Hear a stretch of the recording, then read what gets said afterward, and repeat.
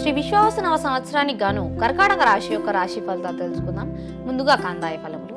ఆదాయం 8, వ్యయం 2, రాజపూజ్యం 7, అగౌరవం 3. కర్కాటక రాశి వారికి ఈ సంవత్సరంలో మిశ్రమమైన ఫలితాలు గోచరిస్తున్నాయి. శుభకార్యాల నిమిత్తం అధిక ధన వ్యయం చేయవలసి వస్తుంది. పోలీస్ శాఖ వారికి స్థానచలనం కలిగే అవకాశాలు కలుగు. తండ్రి ఆరోగ్యం విషయంలో ప్రత్యేకమైన శ్రద్ధ వహించండి. సంకల్పించిన పనులు ఆలస్యమైనప్పటికీ పూర్తవుతాయి. ఎట్టి పరిస్థితుల్లోనూ అప్పు చేయకూడదు. కారణం ఈ సంవత్సరం చేసే అప్పు తీర్చడానికి చాలా కాలం పడుతుంది. కుటుంబపరమైన కలహాలకు దూరంగా ఉండండి. ప్రాణ స్నేహితులు మీకు దూరం అవ్వడం మిమ్మల్ని కొంత బాధకు గురి చేస్తుంది. పాలు మరియు వెండి వ్యాపారస్తులకు కొంత నష్టం కలిగే అవకాశాలు కలవు. బ్యాంక్ లోన్స్ కొంత ఆలస్యం అవుతాయి.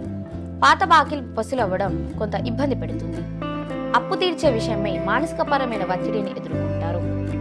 పెరాలసిస్ వ్యాధితో ఇబ్బంది పడేవారు జాగ్రత్తగా ఉండండి.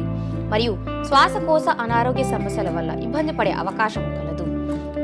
సోదరులతో స్థిరాస్తి పంపకాల విషయమై తగాదాలు ఏర్పడతాయి. విద్యార్థులకు అధిక శ్రమ చేయవలసిన సమయం. నూతన ఉద్యోగ ప్రయత్నాలు చేసేవారికి పైరవీల ద్వారా ఉద్యోగాన్ని పొందగలుగుతారు.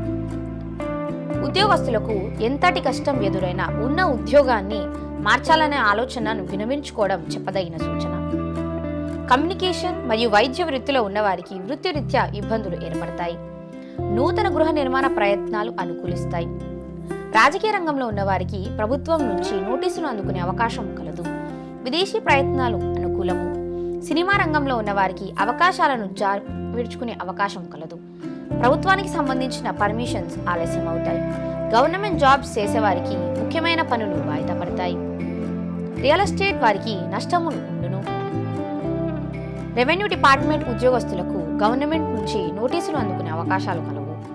జూదంకు బానిసయ్యే అవకాశం కలదు కాబట్టి కొంత జాగ్రత్త వహించండి. చాలా కాలం నుండి ఇబ్బంది పడుతున్న కోర్టు కేసులు పరిష్కార దిశగా సాగుతాయి. గర్భిణీ స్త్రీలు శనివారం నాడు జాగ్రత్తగా ఉండండి.